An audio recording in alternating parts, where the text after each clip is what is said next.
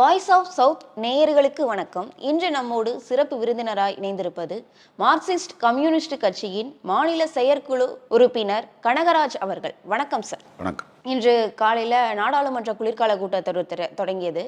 16 மசோதாக்கள், அப்புறம் எதிர்க்கட்சிகள் எல்லாம் சேர்ந்து அதானி குழுமம் பற்றியும், அப்புறம் மணிப்பூர் விவகாரம், வயநாடு நிறுவனம் பற்றி குரல் எழுப்புவதாக இருந்தது. முதல் நாளிலேயே பயங்கர சலசலப்பு ஏற்பட்டு அவை ஒத்திவைக்கப்பட்டிருக்கு. இதை பற்றி உங்களுடைய கருத்து என்ன? அதானியை பேசாமல் இருக்க முடியுமா?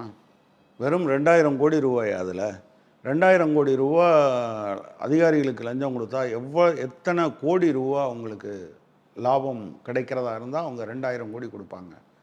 என்னென்னா இந்தியா இல்லை, உலகம் முழுவதுமே நீங்கள் ஃபாசில் ஃபியூயல் எதுவுமே யூஸ் பண்ணக்கூடாது, பெட்ரோல் டீசலில் இருந்து எல்லாத்தையுமே சொல்கிறாங்க, நிலக்கரி உட்பட பயன்படுத்தக்கூடாதுன்னு. எனவே ரினியூவபிள் எனர்ஜிக்கு போங்க, க்ரீன் எனர்ஜிக்கு போங்க, நீங்கள் சோலார் பவருக்கு போங்க, அல்லது விண்டுமில் எனர்ஜிக்கு போங்கன்னு சொல்கிறாங்க. கரெக்ட், எல்லோரும் போகணும். பட் ப்ராப்ளம் என்னென்னா, ஒரு 12 ஜிகாவாட், ஒரு ஜிகாவாட்டுங்கிறது 1000 மெகாவாட், 12,000 மெகாவாட் இவங்க இதில் உற்பத்தி பண்ணுவாங்க. அதை solar energy corporation of India என்கிற ஒன்றிய அரசினுடைய நிறுவனம் அதை வாங்கி அது எல்லாத்துக்கும் டிஸ்ட்ரிபியூட் பண்ணுறதுக்கு ஃபோர்ஸ் பண்ணியிருக்காங்க. அதுக்கு இவ்வளவு பணம் வாங்கியிருக்காங்க அப்படின்னு சொல்கிறாங்க. இதை பேசாமல் இருக்க முடியுமா? அது யாருடைய காசு? நீங்கள் ஒரு மாநிலம் காசை வாங்கிக்கிட்டு கூட 2 ரூபா கொடுத்து வாங்கினாங்கன்னா, அதுக்கு இப்போ தமிழ்நாட்டில் நீங்கள் கமுதியில் அதானி ஒரு பவர் பிளான்ட் போட்டிருக்காரு, சோலார் எனர்ஜி. அது 656 மெகாவாட். ஆக்சுவலாக இந்த 656 மெகாவாட் அந்த ஒரு யூனிட்டுக்கு நம்ம எவ்வளோ கொடுக்குறோம் தெரியுமா? 7 ரூபா ஒரு பைசா கொடுக்குறோம். இந்தியாவில் எந்த மாநிலத்திலையும் எந்த நிறுவனத்திடம் இருந்தும் 7 ரூபா ஒரு பைசா வாங்குறதில்ல. ஈவன் நீங்கள் ரொம்ப பழைய தெர்மல் பவர் பிளான்ட்ஸ் இருக்கு இல்லையா, இப்போ தூத்துக்குடி அனல் மின் நிலையம் கிட்டத்தட்ட 40-50 வருஷம் ஆச்சு. ரொம்ப அவுடேட்டட் டெக்னாலஜி. அதில் கூட உங்களுக்கு 3000 ரூபா அதுக்கு மேலே உற்பத்தி செலவு வர்றது. அப்படி இருக்கையில் இதுக்கு ரா மெட்டீரியலே கிடையாதுல்ல. அதுக்குன்னா நீங்கள் நிலக்கரி இறக்குமதி பண்ணணும், கொண்டு வரணும், அல்லது ஃபியூல் ஆயில் போடணும், இது எதுவுமே இல்லை. அப்படி இருக்கும்போது 7 ரூபா ஒரு பைசா. ஸோ மொத்தமாக இந்தியாவினுடைய எல்லா மூலைகளிலும் மிகப்பெரிய அளவிற்கு அவர்கள் இந்த மாநிலங்களை மொட்டையடிக்கிறாங்க. மாநிலங்களை மொட்டையடிப்பது என்பதனுடைய பொருள் என்னென்னா, அவன்கிட்ட அதிகமாக வாங்கினா நம்மகிட்ட அதிகமாக தானே வாங்குவாங்க. இப்போ எலக்ட்ரிசிட்டி, தமிழ்நாடு எலக்ட்ரிசிட்டி போர்டு கிட்டத்தட்ட 1 லட்சம் கோடி வரை அதுக்கு லைபிலிட்டிஸ் இருக்குது, அது கடன் இருக்குது அப்படின்னு சொல்கிறாங்க. இந்த 1.5 லட்சம் கோடி எப்படி வந்தது? இப்படி பல பேர் இப்படி இருந்தால் 7 ரூபா ஒரு பைசாவை கொடுத்ததை நீங்கள் கால்குலேட் பண்ணி பார்த்தீங்கன்னா, அநேகமாக அதானி அங்கே எவ்வளவு இன்வெஸ்ட் பண்ணியிருந்தாரோ அதை விட அதிகமான தொகை நாம் கொடுத்துருப்போம். ஸோ இப்படி நீங்கள் இந்தியா முழுவதும் நான் என்ன கேட்குறேன், ஒரு மாநிலம் வாங்கினா என்ன, வாங்கலைன்னா என்ன, அதுக்கு 1750 கோடி ரூபா கொடுப்பீங்களா? ஆந்திராவுக்கு ஒரு மாநிலத்துக்கு 1750 கோடி ரூபா நீங்கள் லஞ்சமாக கொடுக்குறீங்கன்னா எவ்வளவு திரும்ப வாங்குவீங்கன்னு இல்லையா? கண்டிப்பாக. ஸோ இதில் இன்னொரு கதை அதுக்கு மேலே என்ன இருக்குது அப்படின்னா, சோலார் பவர் கார்ப்பரேஷனுடைய வேலை இதுவா? அது ஒரு ஒன்றிய அரசினுடைய நிறுவனம். அதாவது life insurance corporation of India, shipping corporation of India மாதிரி அது என்னது, solar energy corporation of India, அது ஒன்றிய அரசினுடைய. அவங்க அதானிக்கிட்ட வாங்கி மாநிலங்களுக்கு கொடுக்குறாங்க. அதானிக்கு சேல்ஸ் ஏஜெண்டா எப்படி இருக்க முடியும்? அதை பேசாமல் எப்படி இருக்க முடியும்? வயநாடு ஒரு பேரழிவு, நம்ம பேசலையா? நம்ம இங்கே தமிழ்நாட்டில் நீங்கள் தூத்துக்குடியில், நெல்லையில், சென்னையில் வெள்ளம் வந்தபோது கொடுக்கலைன்னு அந்த மாதிரி வரும்போது இவ்வளோ மோசமான விஷயத்த பேசாமல் என்ன பண்ணுறது? அடுத்து நீங்கள் மணிப்பூரை சொன்னீங்க. போன ஆண்டு மே மாதம் 7ஆம் தேதி தொடங்கி இப்போ எவ்வளவு, மே, ஜூன், ஜூலை, ஆகஸ்ட், 15 மாதங்கள் ஆகுது. இவ்வளவு காலமாக நீ விஸ்வகுருன்னு பேசிக்கிட்டு வெக்கம் இல்லாமல் நீங்கள் ஊர் ஃபுல்லாக அலைஞ்சிக்கிட்டே இருப்பீங்க. ஆனால் உங்கள் நாடு எரிஞ்சுக்கிட்டு இருக்கும், உங்கள் போலீஸ் ஸ்டேஷன் இயங்க முடியாது, 60,000 பேர் இன்றைக்கும் நீங்கள் அகதிகளாக உங்கள் நாட்டில் இருப்பாங்க, பிள்ளைங்க ஸ்கூலுக்கு போக முடியாது, முதியோர்கள் சோகம் இல்லாதவங்க ஹாஸ்பிட்டலுக்கு போக முடியாது. இப்படி ஒரு சூழ்நிலை இருக்கிற போது அதை பற்றி பேசாமல் வேறு எதை பற்றி பேசுகிறது? உங்கள் நாட்டில் நீங்கள் இப்படி ஒரு ஆள் உங்கள் நாட்டில், அதாவது கென்யாவில் அதானியோட போட்ட ஒப்பந்தத்தை கென்யா ரத்து பண்ணியிருக்கு. ஒரு ஏர்போர்ட் நடந்துக்கிட்டு இருக்குது, அதை ரத்து பண்ணிட்டாங்க. அதே போல் வந்து க்ரீன் எனர்ஜி ப்ராஜெக்ட் ஒன்று ரத்து பண்ணிட்டாங்க. ரத்து பண்ணிவிட்டு அந்த ஒப்பந்தம் போட்டபோது இருந்த முன்னாள் பிரதமர் என்ன சொல்கிறாரு, இவ முதலமைச்சராக இருக்கிற போது நரேந்திர மோடி தான் இவரை எனக்கு அறிமுகப்படுத்தினாருன்னு சொல்கிறாரு. இங்கே இருக்கக்கூடிய ஸ்ரீலங்காவில் விண்ட் எனர்ஜிக்கு அந்த நாட்டில் அது பிரச்சனையாகுது, பார்லிமெண்ட்டில் பேசுகிறாங்க. அந்த வேறு வழி இல்லாமல் அந்த நாட்டினுடைய எலக்ட்ரிசிட்டி செக்ரட்டரி என்ன சொல்கிறாரு, அந்த போர்டோட சேர்மன் என்ன சொல்கிறாரு, ராஜபக்ஷவிடம் நரேந்திர மோடி பேசியிருக்காரு, இதை கட்டாயம் அவங்களுக்கு தான் கொடுக்கணுன்றாரு, வேறு வழி இல்லை, எனவே சிங்கிள் கோர்ட்டில் அவர் கொடுக்குறோன்னு சொல்கிறாங்க. பிறகு அந்த நாட்டு பாராளுமன்றத்தில் வந்த பிறகு, அதாவது நாடுகளுக்கிடையேயான ஒப்பந்தம்னா பரவாயில்ல, ஒரு நிறுவனத்துக்கு நம்ம ஒரு ஒப்பந்தம் கொடுக்குறோன்னா அது வந்து காம்படிட்டிவ் பிட்டிங் தான், நிறையா நீங்கள் டெண்டர் கேட்டு அதெல்லாம் தான் பண்ணணும், இது இப்படி பண்ணுறது சரியில்லை அப்படின்னு பேசுகிறாங்க. ஸோ எவ்வளவு அவமானம்! ஒரு நாட்டினுடைய பிரதமர் நீங்கள் வந்து அதானிக்கு வேலை பார்க்குறது தான் அவர் பண்ணிகிட்ருக்கார். இவர் அதானினா அவர் சூப்பர் அதானி, அல்லது அவர் மோடினா இவர் வந்து ஜூனியர் மோடி, அப்படி தான் வைக்கணும். உங்கள் 2 பேரும் ஒருத்தர்கிட்டருந்து ஒருத்தர் பிரிக்க முடியாது. நாடாளுமன்றத்தில் விவாதம் வருது, அதுக்கு பதில் சொல்லும்போது அதானின்னு ஒரு வார்த்தையை பேசினாரா? அந்த வார்த்தையை பயன்படுத்திய அதானிங்கிற ஒரு பேரை சொன்னதுக்காக மஹுவா மொத்ராவை தூக்கி நீங்கள் பேச விடாமல் பண்ணீங்க, நாடாளுமன்றத்துக்கு வெளியே தூக்கி போட்டீங்க, நாடாளுமன்ற உறுப்பினர் பதவியவே பறிச்சிங்க, வீட்டை காலி பண்ணுறதுக்கு டைம் கூட கொடுக்காம ஒரு சிங்கிள் உமன் என்பதை பற்றி கூட கவலைப்படாமல் வீட்டை காலி பண்ணி வெளியே அனுப்புனீங்க. இதுக்கு பேர் என்னதுன்னு சொல்லுங்கள். நீங்கள் செபி நாங்கள் இதெல்லாம் சரி பண்ணுறதுக்கு இருக்கோன்னு நீங்கள் சொல்லிகிட்டு இருக்கீங்க. ஆனால் அதே செபி என்ன பண்ணுது, அதனுடைய சேர்மன் இன்றைக்கி வந்து பப்ளிக் அக்கௌண்ட்ஸ் கமிட்டி கூப்பிட்டா 2 தடவை கூப்பிட்ட போதும் எனக்கு வேறு வேலை இருக்குது, இந்த நாடாளுமன்றத்தில் உயர்ந்த பொறுப்பில் இருக்கக்கூடிய ஒரு அமைப்பு கூப்பிடும்போது வேறு வேலை இருக்குதுன்னு சொன்னால் கையில் விலங்கு போட்டு இழுத்துட்டு வரக்கூடாது. அப்போ நீங்கள் அதானிக்கு சேவை செய்கிறாங்கன்னா நீங்கள் வந்து மாதவி பூச்சை விட்டுருவீங்க. அதானிக்கு சேவை செய்கிறதுக்காக இங்கேருந்து போனாங்க அருந்ததி பட்டாச்சாரியா, ஆஸ்திரேலியாவில் போய் கோல் ஃபீல்டில் ஒப்பந்தம் போடுறதுக்காக அதானி போகிறாரு. ஒரே விமானத்தில் நரேந்திர மோடியும் அருந்ததி பட்டாச்சாரியாவும் கௌதம் அதானியும் போகிறாங்க. நீங்கள் அவங்க எவ்வளோ பவர்ஃபுல்லாக இருக்காங்க. நீங்கள் வந்து போன வருஷம் மார்ச் மாதம்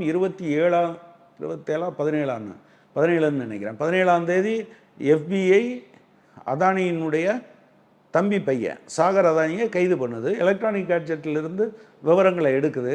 இந்தியாவில் ஏதாவது ஒரு பத்திரிகையில் வந்திருக்கா, ஏதாவது ஒரு டிவியில் வந்திருக்கா? அவ்வளோ பவர்ஃபுல்லாக அவனால் மறைக்க முடியுதில்ல. எவ்வளோ நீங்கள் ஒன்று தேசத்துக்கு அவமானம், அது இதெல்லாம் விட்டுருங்க. இவன் கூட 10 ரூபா கொடுத்து அவன்கிட்ட நீங்கள் வந்து எலக்ட்ரிசிட்டி வாங்கினீங்கன்னா அதுக்கான காசை நீங்களும் நானும் தான் கட்டணும். எவனோ கொள்ளையடிச்சிட்டு போகிறதுக்கு நான் ஏன் கட்டணும்? அதை பேசுகிறதுக்காகத்தான் நாடாளுமன்றம் போகிறாங்க. அதை கேள்வி கேட்குறதுக்கு நீங்கள் யார்? ஒரு ஒரு ஒரு சின்ன நம்மூரில் இந்த அண்ணாமலை வாழ்வாள்னு கத்துவார், எதுக்கு எடுத்தாலும் கத்துவார். இந்த அவரை பேசிட்டாங்க, இவரை பேசிட்டாங்க, நாய் குறுக்க ஓடிச்சு, நாயிலேயே கட்டுப்படுத்த முடியாத அரசாங்கம், எறும்பு போச்சு நான் போகிற வழியிலெல்லாம் பேசுகிற. மணிப்பூர் 15 மாதம் இல்லை கூடுதலாக எரிந்து கொண்டு இருக்கிறது என்றால் அதை பற்றி பேசாமல் இன்னைக்கு வர ஒரு பிரதமர் அங்கே போனாரா? இப்போ இவர் கேட்குறாரு, இது நியாயமான கேள்வி. முதலமைச்சர் இங்கே இருக்கார், ஏங்க அந்த கள்ளக்குறிச்சிக்கு போனால் என்ன? அது நியாயமாக இருக்கணும்னா நீங்கள் என்ன கேட்டிருக்கணும்? 1.5 வருஷமாக எரிஞ்சிக்கிட்டு இருக்கேன், இந்த பிரதமர் அங்கே போகவே இல்லையே ஏன்னு கேட்டுக்கணும்ல. அவர் அதை சம்மந்தமாக பேச வைக்கிறதுக்கு நாடாளுமன்றத்தையே கூட்ட வேண்டியது இருந்தது, ஏன்னு கேட்டிருக்கணும்ல. அந்த அரசின் மீது நம்பிக்கை இல்லைன்னு எதிர்கட்சியெல்லாம் அதனுடைய கூட்டணி கட்சியெல்லாம் வெளியே வந்த பிறகும் அந்த பைரேன் சிங் அரசாங்கத்தை நீங்கள் ஒன்றுமே பண்ணலையே, உங்களை என்ன பண்ணுறதுன்னு கேட்குறேன். அவருக்கு பாதுகாப்பு இல்லை, டீச்சருக்கு பாதுகாப்பு இல்லை. எஸ், பாதுகாப்பு இருக்கணும் கட்டாயம், தமிழ்நாட்டில் பாதுகாப்பு பலப்படுத்தப்படணும், எல்லா உயிர்களையும் பாதுகாக்கிறதுக்கு தான் அரசாங்கம் இருக்குது, அதில் எனக்கு எந்த ஆட்சேபனையும் இல்லை. ஆனால் அடி விழுந்துக்கிட்டே இருக்குது, செத்துக்கிட்டே இருக்கான். நீங்கள் உங்கள் போலீஸு போலீஸ் ஸ்டேஷன் பாதுகாப்பாக இல்லை, போலீஸ் ஸ்டேஷனில் கொள்ளையடிக்கிறான், துணை இராணுவ படைகள்னால் அதை கட்டுப்படுத்த முடியலை. இம்பால் வேலியில் இருக்கக்கூடிய குக்கி இனத்தவர்கள்லாம் வெளியே போயிட்டாங்க, மேலே இருந்த மெய்ட்டி மற்ற இனத்தை சேர்ந்தவங்கள்லாம் இம்பாலுக்கு வந்துட்டாங்க. என்ன நீங்கள் பேசுகிறீங்க? உங்களுக்கு பேசுகிறதுக்கு தார்மீக உரிமை என்ன இருக்குது? இதை பேசுவதற்கு இந்தியாவில் நாடாளுமன்றம் இல்லை என்றால் அது நாடாளுமன்றம் இல்லை, அது வேறு ஏதாவது தொழு வாங்கி சொன்னார். இதைத்தான் பேசுவாங்க. இதை பேசுவதற்கு, எதிர்கொள்வதற்கு திராணியற்ற முறையில் இந்த அரசாங்கம் ஓடி இருக்கு. அதான் நீங்க பார்க்கணும். அதான் எதிர்க்கட்சிகள் கேட்ட கேள்விக்கு பதில் சொல்ல வேண்டியது ஒன்றிய அரசுடைய கடமை. ஆனா ஏன் இந்த மாதிரி கேள்விகளுக்கு அவர்கள் பதில் சொல்லாம அவையை ஒத்தி வைக்க வேண்டிய அவசியம் என்னவாக இருக்கு? அதாவது இதை பேச விடாம தடுப்பாங்க எல்லா காலத்திலையும். அதாவது என்ன பேசினா அதான் நான் சொல்றேன். அப்படி பேசின பிறகும் கூட நீங்க கடந்த முறை வந்து அதானிங்கிற பேரை கூட பயன்படுத்தல நரேந்திர மோடி. உங்களுக்கு இவர் இவர் ஒரு பெரிய வீரர், 56 இன்ச்சு, அது இது லொட்டுலோஸ்க்கு எல்லாம் ஒரு பக்கம் பட்டம் கொடுத்துக்கிட்டே இருப்பாங்க. உங்கள் ஊரில் தேர்ந்தெடுக்கப்பட்ட மக்கள் பிரதிநிதிகளை சந்திப்பதற்கு திராணியற்றவர் இவர். ஒரு போதும் நேரடியாக சந்தித்து அவர் பதில் சொன்னதே கிடையாது. அதுக்கு திராணி இல்லாதவர். ஏன்னா இவர்கிட்ட என்ன இல்லை, உண்மை இல்லை. உண்மையும் நேர்மையும் இருந்தால் அதான் பாரதி சொன்னான், உள்ளத்தில் உண்மை உண்டாயின் வாயினிலே ஒளி உண்டாகும். நீங்கள் உள்ளத்தில் உண்மையிலே அதை வந்து நீங்கள் நம்புகிற ஒரு விஷயத்தை தான் பேசுகிறீங்கன்னா நீங்கள் அழுத்தமாக பேசுவீங்க.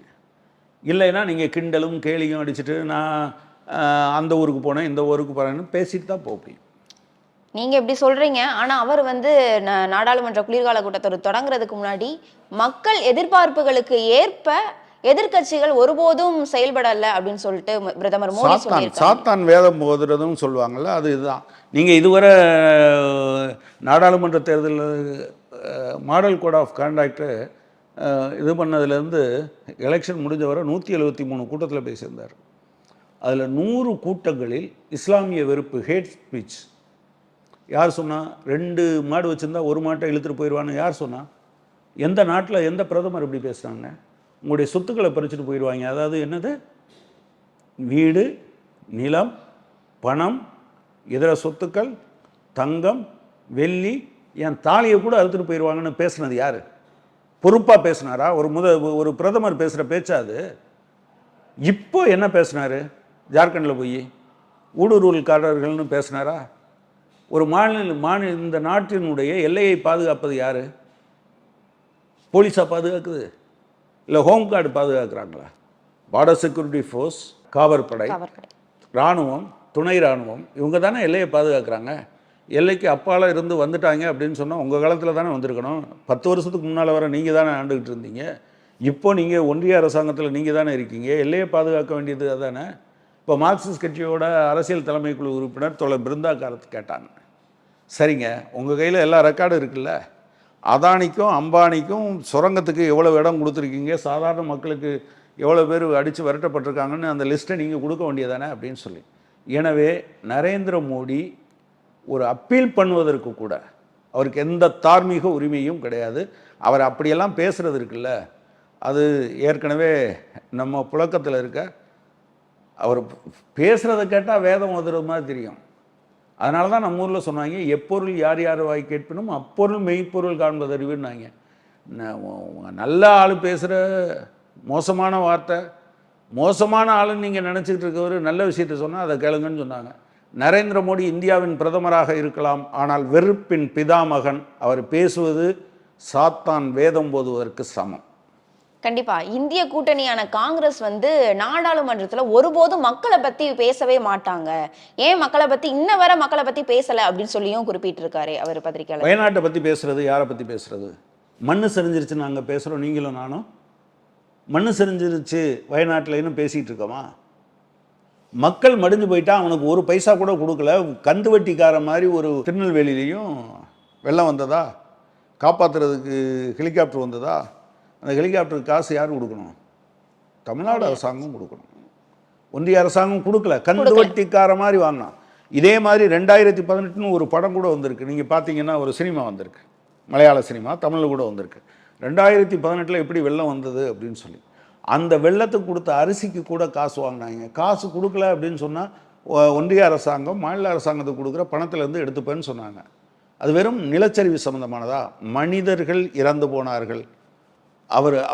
அது அந்த பிழைத்திருப்பவர்களுக்கு வீடு கட்டி கொடுக்கணும், அவங்க வாழ்வாதாரத்தை உருவாக்கணும். அதுக்கு ஒரு பைசா கூட கொடுக்கலைன்னா நான் ஒன்றிய அரசாங்கத்துக்கு வரி எங்கேருந்து வருது? நம்மகிட்ட இருந்து தானே வருது.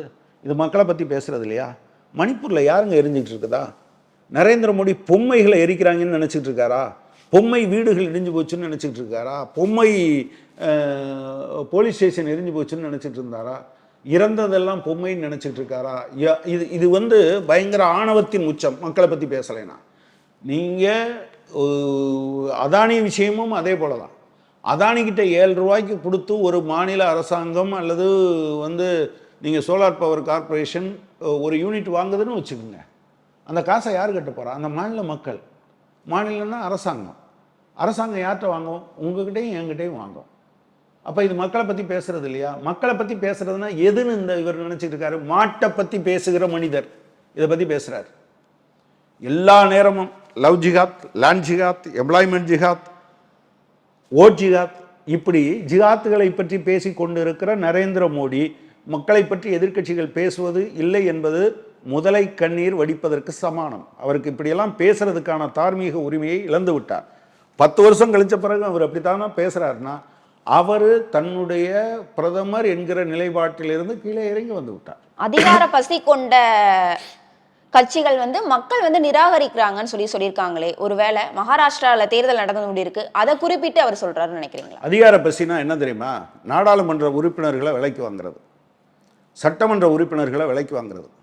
தன்னிடம் இருக்கிற அதிகாரியை நீங்கள் வந்து சண்டிகாரில் மேயர், கேவலம் ஒரு மேயர் தேர்தலுக்கு கூட ஒரு உயர்ந்த அதிகாரியை அவரை வச்சு நல்ல ஓட்டை நிராகரிக்க வச்சது சிசிடிவி கேமராவில் பார்த்தோம்ல. அந்த ஆள் மேலே நடவடிக்கை எடுத்தாங்களா? அதுக்கு பேர் தான் அதிகார பசி. கோவாலையும் மணிப்பூர்லையும் காங்கிரஸ் அதிக சீட்டு வாங்கின பிறகு அந்த அரசாங்கங்களை எதிர்கட்சியில் இருந்தவங்களை விலைக்கு வாங்கி ஆட்சிக்கு வந்தாங்களே, அதுக்கு பேர் அதிகார பசி. திரிபுராவில் ஒரு எம்எல்ஏ கூட ஜெயிக்காமல் 7 எம்எல்ஏக்கள் திரிணாமுல் காங்கிரஸ்லேருந்து விலைக்கு வாங்கினாங்க பார்த்தீங்களா, அதுக்கு பேர் அதிகார பசி. நீங்கள் எப்படியாவது ஆட்சியில் இருக்கணுங்கிறதுக்காக சந்திரபாபு நாயுடுக்கும் பீகாருக்கும் அங்கே 36,000 கோடி, இங்கே 15,000 கோடின்னு சொல்லிட்டு ஒரு ஒன்றிய அரசு எல்லாத்துக்கும் சமமான அரசாக இல்லாமல் அதுக்காக எங்கள் காசை எடுத்து கொடுத்தீங்க பாருங்க, அதுக்கு பேர் அதிகார பசி. மணிப்பூர் எரிஞ்சாலும் பரவாயில்ல, எனக்கு கவலை இல்லைன்னு இன்னைக்கு வர போகாமல் இருக்கீங்க பார்த்தீங்களா, அதுக்கு பேர் அதிகார பசி. உங்களோட கூட்டணியில் இருந்த ஆரம்பம் தொட்டு பிஜேபி ஆரம்பித்த போது கூட்டணியில் இருந்த சிவசேனா அதிகாரத்தில் உங்களால் இருக்கணுங்கிறதுக்காக அதை உடைச்சி காலி பண்ணீங்கல்ல, அதுக்கு பேர் அதிகார பசி. எந்த அஜித் பவார் மேலே 4,000 கோடி ஊழல்னு சொல்லிட்டு அந்த அஜித் பவார்கிட்ட போய் ஓட்டு கேட்குறீங்க பார்த்தீங்களா, அதுக்கு பேர் தான் என்னது அதிகார பசி. காங்கிரஸில் இருந்தபோது ஹிமந்தா பிஸ்வா சர்மா இன்னைக்கு அஸ்ஸாம் சீஃப் மினிஸ்டராக இருக்கவர், அவர் பேரில் இதே மாதிரியான ஒரு வழக்கு, அதானி பேரில் இப்போ போட்டிருக்காங்கள வழக்கு, இதே மாதிரியான வழக்கு. அந்த ஆளை அவ்வளவு காலமும் திட்டிக்கிட்டே இருந்துட்டு இப்போ நீங்கள் சீஃப் மினிஸ்டர்னு வச்சுருக்கீங்க பேருங்க, அதுக்கு பேர் அதிகார பசி. எனவே அதிகார பசி கொண்டவர் நரேந்திர மோடி தான், பிஜேபி தான், அவர்களை இயக்குகிற ஆர்எஸ்எஸ் தான். மற்றவர்களை பற்றி பேசுவதற்கு, அதாவது பைபிளில் ஒரு வாசகம் உண்டு, நீ வந்து உன் கண்ணில் இருக்கக்கூடிய நீங்கள் மிகப்பெரிய இதை பார்க்காம இன்னொருத்தங்களில் இருக்க தூசியை ஏன் பார்க்குற அப்படின்னு சொல்லிட்டு. நம்ம சாதாரணமாக ஊரில் சொல்லுவாங்க, ஓ முதுகில் இருக்க அழுக்க முதல்ல பாருங்க. நரேந்திர மோடி என்கிற மனிதர் எல்லா தார்மீக விழுமியங்களையும் அதை அழித்து விட்டு நிற்கிற நபர். எனவே அவருக்கு அடுத்தவங்களை பற்றி பேசுறதுக்கான எந்த உரிமையும் கிடையாது. அதிகார பசினா அவர் தான் அதிகார பசி. அதாவது என்டிஏ கூட்டம் கூட்டுறதுக்கு முன்னால் உங்களுக்கு பிஜேபியில் நீங்கள் சீட்டு கேட்டு வாங்கியிருக்கீங்க, பிஜேபிக்கு ஒரு தலைவர் இருக்கார். இந்த முறை ஜெயிச்ச உடனே பிஜேபியினுடைய பாராளுமன்ற குழு தலைவராக நரேந்திர மோடி தேர்ந்தெடுக்கப்பட்டாரா? எடுத்து பாருங்கள். மற்ற கூட்டணி கட்சியெல்லாம் வச்சுட்டு நான் தான் தலைவர்னு போயிட்டு கேட்டார்ல, அதுக்கு பேர் அதிகார பசி. நீங்கள் வந்து வேறு யாரையும் அதிகார பசின்னு பேசுகிறதுக்கான குறைந்தபட்ச தார்மீக உரிமை கூட நரேந்திர மோடி கிடையாது. ஆனால் தொடர்ந்து கடுமையாக வந்து எதிர்கட்சிகளை வந்து விமர்சிக்கிறாரே, ஏன், எதனால? அவர் செய்த தவற மறைக்கணும் அப்படின்னு நினைக்கிறாரு. ஆமா, அவர் ஊர்ல இருக்க எல்லாத்தையும் பாரு திருடன் திருடன்னு கட்டுறாரு. நரேந்திர மோடி அதானியோடும் அது போன்ற பெரும் முதலாளிகளோடும் சேர்ந்து அடிக்கிற கொள்ளையை மறைப்பதற்காகத்தான் இப்படி பேசுறார். அவருக்கு தார்மீக உரிமை இருந்தால் பிஎம் கேர்ஸ் ஃபண்டில் எவ்வளவு பணம் இருக்கிறது என்ற வெளிப்படையாக சொல்லுங்க. அது பொதுமக்களுடைய பணம் தானே, ட்ரஸ்ட் பணம் தானே. நீ பெரிய நாங்கள் வந்து அது என்னது வெளிப்படையான நபர் தானே, நீங்கள் சொல்லுங்க, நாங்கள் வெளிப்படையாக இருக்கோம், இவ்வளோ வாங்கினோம், இவ்வளோ செலவழிச்சிருக்கோன்னு ஏன் சொல்லலை? ஏன் ரைட்டு இன்ஃபர்மேஷனில் கொடுக்க மாட்டேன்றீங்க? எனவே அவர் அதெல்லாம் பேசுறதுக்கு அவர் வெளிப்படைத்தன்மை உள்ளவர் கிடையாது. அவர் அவருடைய மூலதனமே அதுதானே. எது? மற்றவர்களை அவதூறு செய்வதன் மூலமாக தங்களை யோக்கியர்களாக காட்டிக்கொள்வதுதான் அவர்களுடைய மூலதனம். இல்லைன்னா அதில் அவங்க வெற்றி பெற்றிருக்காங்க. எனவே அது தொடர் வெற்றி கிடைக்கும்னு நினைக்கிறாங்க. இந்தியாவினுடைய வரலாற்றில் விடுதலை போராட்டத்தில் பங்கு கொள்ளாத ஒரே ஒரு கட்சி தான் தான் தேசபக்திக்கு சர்டிஃபிகேட் கொடுக்குற கட்சின்னு சொல்கிற அவலத்தை நாம் பார்த்து கொண்டு இருக்கிறோம். ஆர்எஸ்எஸ், அப்போது இருந்த ஆல் இந்தியா ஹிந்து மகாசபா, அல்லது அதுக்கு பின்னால் வந்த ஜனசங்கம், இப்போது இருக்கிற பாஜக, இதனுடைய மூலாதாரர்கள் சுதந்திர போராட்ட காலத்தில் இருந்தாங்கல்ல, இவங்க யாராவது ஒருத்தர், ஒரு மாநிலத்துக்கு ஒருத்தர் விடுதலை போராட்டத்தில் கலந்து கொண்டாங்களா?